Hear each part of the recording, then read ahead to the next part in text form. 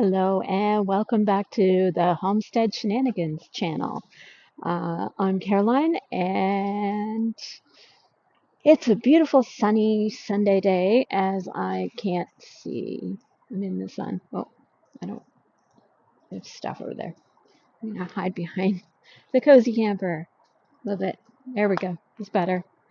I just wanted to get out and show you a little bit about what is coming up and what's growing on the homestead. I've been very lax, having gone back to work 2 weeks ago.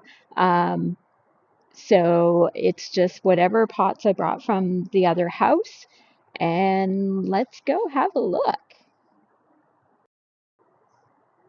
So here we have a few of the perennial plants that I was able to bring with me that I had growing at the other house. So this one is bergamot, which is bee balm, which is great for the bees, but it can also be made into a tea. In fact, Earl Grey is made with bergamot. Next to it, right there, is one of the blueberry plants. This one is also a blueberry plant. And this one in the back is also a blueberry plant. Right next to it, in the dark purple there, right here, that is chocolate mint. That can be uh, dried and stored for mint tea for the winter, and I'm planning on growing a lot more of it and actually harvesting this year. Here, well, Gimbal's not cooperating today. I'm actually learning how to use it a little better when it wants to cooperate and it doesn't see what I have here. Okay, so this is a little baby lilac tree, and I've been able to grow that in a pot for probably 3 years. I was surprised that it survived, but it did. So right next door, this is called bridal wreath spirea, and that is going to be used kind of as a hedge. So it can get, let's get up here, the phone to follow my hand. So it can actually grow. Once it gets growing, it can grow up to, you know, 4 or 5 feet tall, and just to hide some of the property. And then right beside it is barberry. And I don't know if you can see, but it has these very, very spiky spines on it. So that is also going to be used around the property to just kind of keep people out. It will grow kind of like the spirea, but I like having a natural fencing that will, keep nosy people out. Not that we have too much problem here, um, but it could be a future concern. And then it survived. This is lemon balm. It also makes a great tea. It can help keep mosquitoes away. And as that comes up, it's going to expand. It's from the mint family. Now, this is some sage that I was given, and unfortunately, I left it in the bucket over winter, and it may not survive.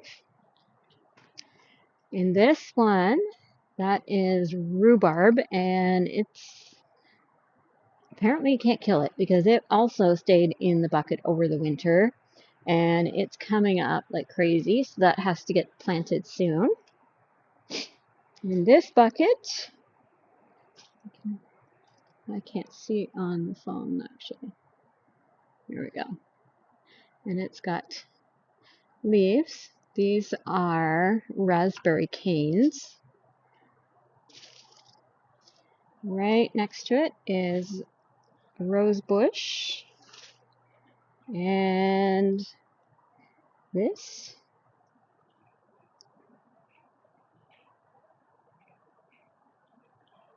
it's gooseberry. I don't know if it's going to focus on that or not. There we go. The leaves are just coming out on the gooseberry, and that I have been able to keep going for 2 years. I was very surprised that that stayed growing in a pot. I've only ever seen it wild. And down here we have some strawberries that got planted into my pots, and they just kept growing. I haven't got any strawberries off them. I'm not sure what that is. We'll have to let it grow and see. Okay, now on to the next topic, which is 72-hour kit. So as I mentioned in my last video, um, during the ice storm, we found that not as many people were prepared to look after themselves even for 72 hours. And at a minimum, that's what you need. You, yes, help is probably coming, um, although we have seen in some disasters where help hasn't come for a very long time. But in order for the people to come get to you, they need time to gather supplies, to get to you if they're at a distance from you. The government isn't coming anytime soon. They're going to take their time, not because they're trying to take a long time, but it takes time for them to get their trucks rolling. Um, it takes time for them to get their manpower ready to move and mobilize and make sure they have supplies so that they're not adding to the problems. Um, I'm just watching. It's a work day. It's finally a nice day out here. Um, so as we found during the ice storm a few weeks ago, it's hard to believe it's already been 3 weeks since it happened. 4 weeks, I think. It feels a lot longer. Everything has melted. No more ice. No more snow. There's a little bit out in the bush somewhere, but for the most part, all the dangerous ice and snow is gone, at least in my area. But there were so many people that they would go on to Facebook and they were looking for help. What do we do? We have no power. It's been, 3, 4, 5 hours, and it's cold. We're hungry. We don't have anything to eat. Um, and even our governments are telling us that they may not be able to get to you for at least 72 hours. So you should be prepared to look after you and your family and any animals on your property. You know, over the years, we've lost that ability. When I was growing up and I lived on the farm, even when my friends that lived in town, you could look after yourself for up to a week, and you weren't worried, calling for someone to come help you and bail you out. And we've lost that ability, and we need to get that back. We need to be responsible for ourselves. We need to be responsible for our families, whether that is making sure there's food or heat, shelter. We need to stop expecting someone else to bail us out. And yeah, full disclosure, there was a fail. There wasn't enough fuel on this property to run the 2 generators. We had the tools, we just didn't have the fuel. And thankfully, the ice storm wasn't as bad as what we thought it was going to be, and it didn't go. I mean, it was bad. A million homes were out of power, And some of us were lucky and we were only out for 2 days, but there were many that were out 8, 9, 10, 12 days later. They were still waiting to get power. They still had, if no way to heat their home. And most of them were rural, so they had generators, they had a backup heat source, or they were able to get someplace that had that. Um, but like I said, for us, thankfully, we only had to travel half hour and we could get fuel, and then we were up and running, and we were good until we got our power back. Um, and as places came online that were closer and closer, things got better. But in one of the nearest cities, they it was a week long that most of them were out of power. And when you're in a house, it's not so bad. You can do certain things, but when you're in an apartment, you're stuck. You can't run a backup source of heat. Usually, it's electric heating or whatever your apartment building is running, boiler system or whatever. And you can't run a buddy heater, which is run on propane, because you're not allowed to have propane in your apartment. Um,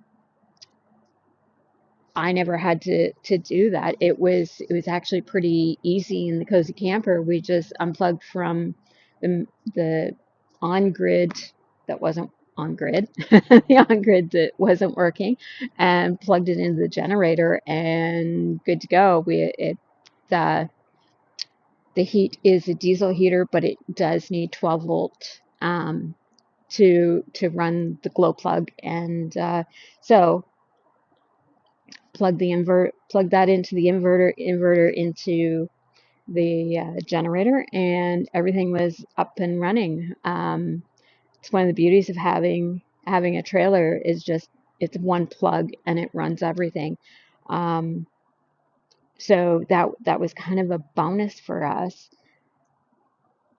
But for a lot of people, I was surprised. They're like, "What am I gonna do? How, you know, I have children. I can't keep them warm." And it's like, so add some layers, get some blankets. One of my favorite things, because I have done winter camping and camping into the shoulder seasons, like when it gets down to freezing, 0, -5 or so. I have camped in my car, and I have hot water bottles to get me through the night. Um, that, and I had actually forgotten to do that when we had the ice storm. I didn't bother getting the hot water bottles, but I did have battery operated hand warmers, and I used those. And I had um, the throwaway packs of hand warmers, and I opened those and started using them. I hadn't used a lot of them over the winter, so um, it was nice and easy. And they're only good for a few years anyway, so it didn't hurt to start using them up, and I'll get a new supply next fall before the winter again. Um, and the trailer runs on propane for the hot water and for the stove. So again, having the ability to use the trailer actually was a bonus. Now, if a tree had fallen on the trailer, would have been toast. And that was a little scary. But the other parts of living in the camper, um, it's as long as you can provide power. So at some point, solar will be added and some battery backup, but it's kind of plug and play. As long as you can get power, it's plug and play, and away you go. And so that was a bit of a bonus. Um, there are so many things that people have forgotten that, if you don't go camping, if you aren't planning on being self-sufficient. Sorry, I'm going to be reading. part of a 72-hour kit in a minute, um, then yeah, you're going to have more difficulties than someone who is prepared. Um, and just having some simple things. Like I said, we have the propane fridge, propane stove, propane hot water, and the that was full. So that was good to go for many weeks actually. It was just a matter of, having some electricity and providing heat. Um, but there was food. No one on this property needed to go to any grocery store for food. And even though I had got rid of a lot of my stores when I moved, um, there's always enough food here for in the cupboards probably for a week or two. May get bored of it. Some of it's the same all the time, but it's there and not going to starve. If I had to do work and needed a lot of calories to keep my energy up, it's there. The other thing that the generator was needed for was to keep the two freezers going. And thankfully, it was around hovering that freezing. Um, didn't need the generator that much to run those because they're outside in woodshed that's not heated, and so they stayed nice and cold. I didn't lose any food. Um, having for anybody, in an apartment which would be warmer than living in the camper, you could have had if you had a cooler, and no matter how tiny of a place that you have, it's a great idea to have a cooler because you never know if your fridge is going to go out or power's going to go out or something. To be able to put that food into the cooler and keep it cold, um, at least for a longer time. Um, Now a freezer, if it's full, you're probably good for quite a few days as long as you're not going in and going, "Hey, what's in here?" and closing it. Um, Keep it closed and just keep an eye on it. So anyway, I went looking for what the government suggests you should have for a 72-hour kit, and I am going to read this. I do apologize. I know shouldn't do that on video, but it's not. I know I would forget some things, and I'm going to add to it. So this is from Calgary, and I just Googled 72-hour emergency kit. And this is for if you're going to be at home. And I will have other videos on bug out bags and get home bags and things like that if you're going to be in your car when disaster happens. Um, but the main things, you need water, you need food, you need shelter. 3. Those are your 3 main things. Um, Again, kind of a fail. There's water on the property, and normally I just fill up jugs from the house. And that night before the ice storm hit, and I knew that the ice storm was coming, I was tired, and I thought I'll just get water in the morning. So I normally have five 4-liter jugs, so 5 1-gallon jugs in the camper, just for different things. I don't like using it out of the camper tank, so I prefer to get it from the tap. And so the next day, there was only when the ice storm hit, the power went out. We didn't have the generators to run the pump for the house, and we were down to 2.5 jugs of water. Now, what they say for water is you want to plan on having a storage of a gallon of water, or 4 liters if you're here in Canada, per person per day, and more if that's just strictly for drinking, more if you want it for, cleaning, washing up, etc. Food. Like I said, I bonused out. I have the propane stove and fridge. And so I was able to cook anything that I would normally be able to cook. Um, but just in case, you should always have enough food for 3 days that doesn't need to be cooked.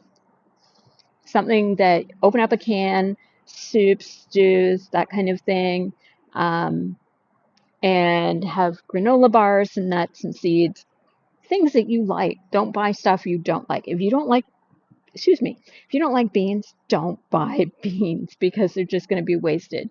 And you want to buy stuff that you're going to eat. Because if you're not going to eat it, it's going to sit in your cupboard and go bad.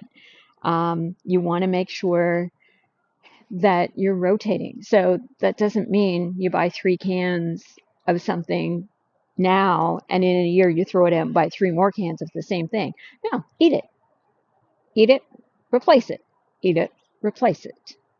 So that you always have that supply and always have that backup. So if you take something out of the cupboard, your very next trip, you're going to replace that either with something similar or the exact same thing.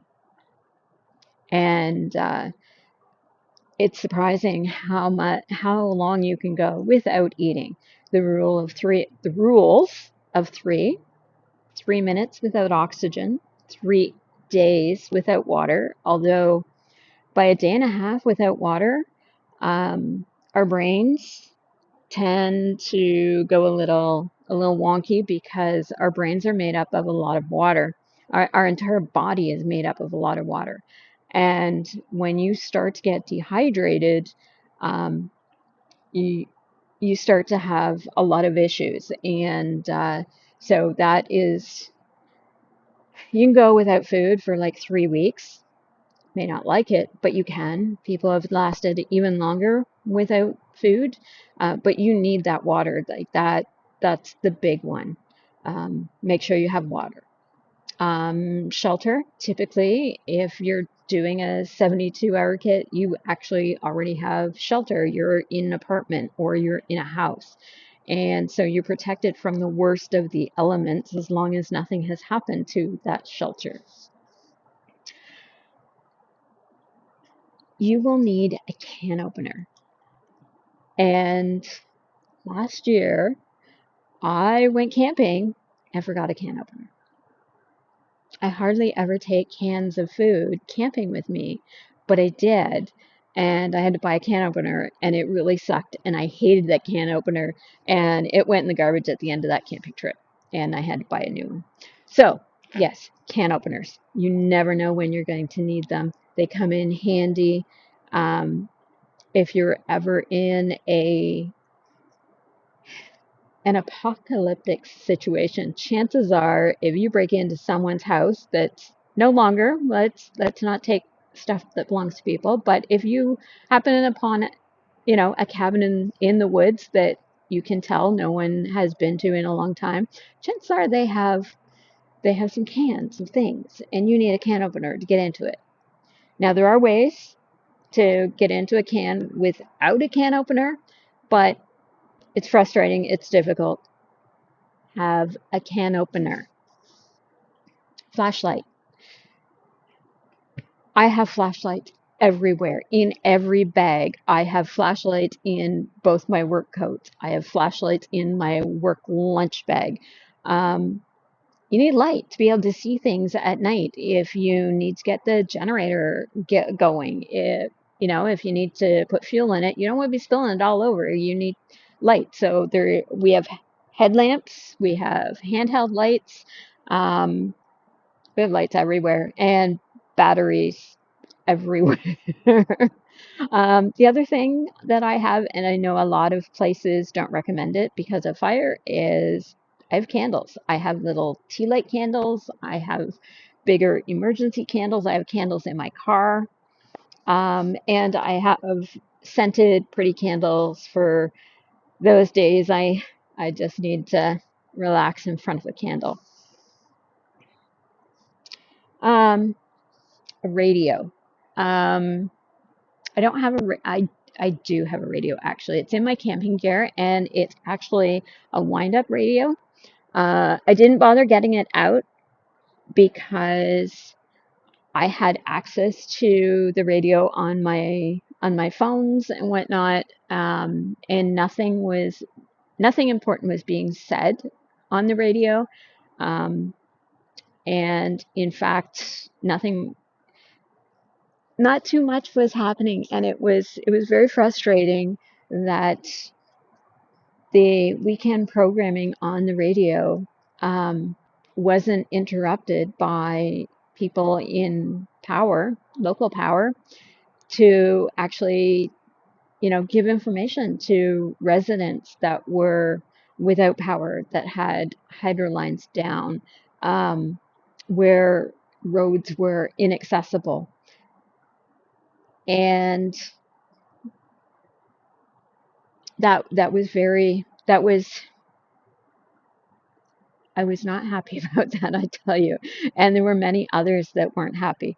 Um, Come Monday morning, so the ice storm hit Saturday night, and that's when everything was falling. We lost power on this property early Saturday evening. And so Sunday, you're expecting, maybe to know where the warming centers are, where there's places where you could get fuel or any necessities, what was happening with the hospitals, etc. And there was zero information coming out on a regular radio, and everything had to be done word of mouth, pretty much on the internet. Pretty much it was Facebook on in some of the groups, and that worked for a while until the cell towers started to lose power to their towers because they were running on backup generator as well, and they didn't have people to go and fuel up those generators. So it was very difficult to get information by Sunday night. By Monday, they started putting out information to residents, um, and I'm sure that helped some people. And they started opening up warming centers, places where you could go charge your devices, where you could, go seek a warm place to spend. Um, and it took several more days until you could go to these places and get even a shower. Um, so when I mentioned the water, make sure you have enough so that you can, kind of at least do a bit of a sponge bath, um, just for your mental health, more than, whether you smell or not. But you're gonna feel so much better when you can, get a wash and feel cleaner. Um, have a way. So with the lighters, or pardon me, I read and it just kind of popped out. So with having candles, make sure you have a way to start those candles. You need lighters. Um, and again, with the propane stove, I need to have a lighter working all the time. Another thing, if you have a barbecue, you can cook your food. You can cook pretty much anything on the barbecue that you can cook on your stove. And I also suggest, and because most of my camp friends have them, having a little Coleman camp stove. You never know when you need to cook something, and just having that as a backup to what you have, that will fit on pretty much anybody's balcony. And even if you don't have a balcony, if you have a window you can open, okay, do not do this, but I know if I was in an apartment and I could open a window so that I could have a camp stove going, um, I would probably do that. I wouldn't do it for long. As soon, you want to keep the cold air out and the warm air in, but if it came down to I needed to cook something, I would find a way to do it, or even just take it outside, down to the, outside the the front or the back of the apartment building and cook it there. Yeah, you might need to run up and down a few stairs because the elevators won't be working, but yeah, if you have the tools, there's always a way to do it.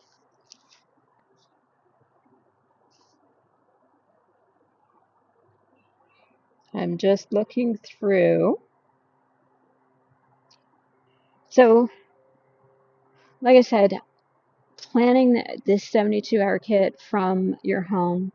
So, pens and pencil and paper, because you never know if you need to write down something, some information to get to someone.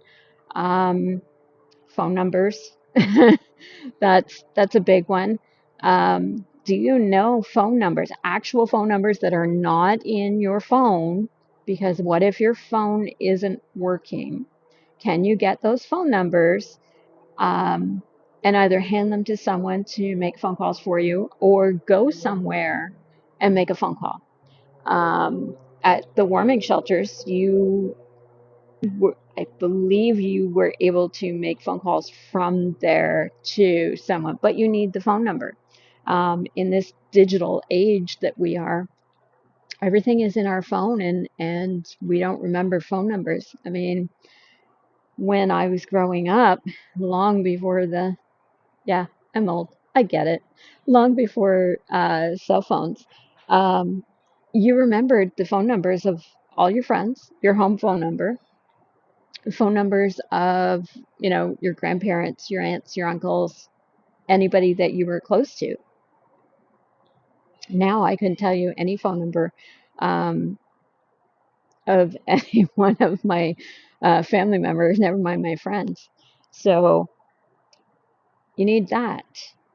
Um, so like I said, planning on you being home, so you're going to have utensils, food, to be able to eat with, cleaning supplies. You may not be able to sanitize everything the way you would normally would.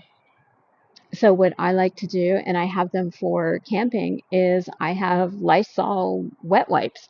And you can just take, one of those and clean off your counter and not have to worry about anything. Wet wipes for giving yourself a bit of a cleaning, whether that's, I keep them in my car, I keep them here, and I have a bunch for camping.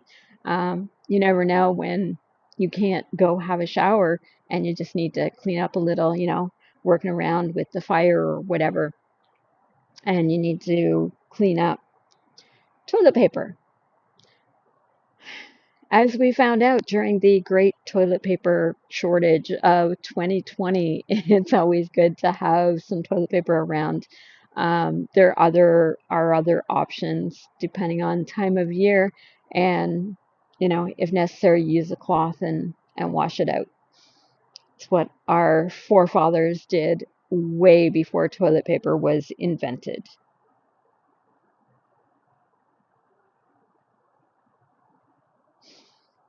So, depending on your family, you may need more than just that. If you have young children, do they have special diet needs? Do you need formula? If you have older people, do they need um, some special protein drinks to keep them going? Electrolytes for children or older people, whether that's Gatorade, Pedialyte, um, a simple first aid kit. Uh, when when we lose power, when things go wrong, things can go really wrong, really bad. Are you able to handle the minor events, and to help stabilize someone until you can get them to more effective help? Whether that's a paramedic or a hospital or even someone in your neighborhood who happens to be a nurse or a doctor that could help you out. Um, it it almost never fails that someone gets hurt during a major event. And the more that you can look after yourself, again, be responsible for yourself, for your family, for your community, the more that you can look after on your own, the better off you will be. And that's what this is about, being responsible for you and making sure that your life is impacted the least as possible. For the most part, during the ice storm, my family, other than we had to go get fuel for the generators, but outside of that, we had shelter, we had food, we had heat. Um, we had everything on this property that we needed. There were some difficulties. I know the generator for the main house, because of the wiring from previous owners, it wasn't able to run their furnace. But if they needed to, they could come to the camper and warm up, and that happened a couple of times.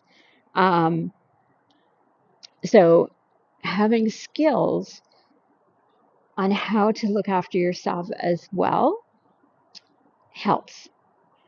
My family did not need to go for help. They just needed the power put back on, essentially.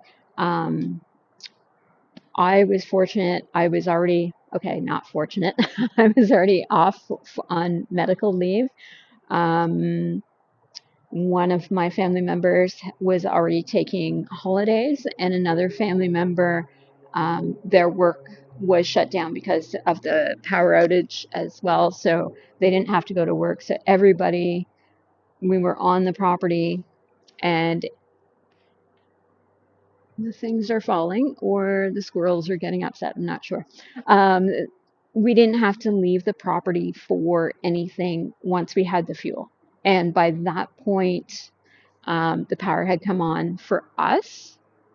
The neighbor didn't have power for almost another week because there was a pole snapped on his for his hydro, and which had to be fixed, and that took a long time. Um, I had other family members. They went almost 9 days. Family and friends. They were kind of in close to each other. They went almost 9 days before they got power back. Again, they were fine. They had generators. They had food on the property, um, and they had, you know, each other. They didn't need to go anywhere. They sometimes they left for their sanity, just to, you know, get off the property and go somewhere.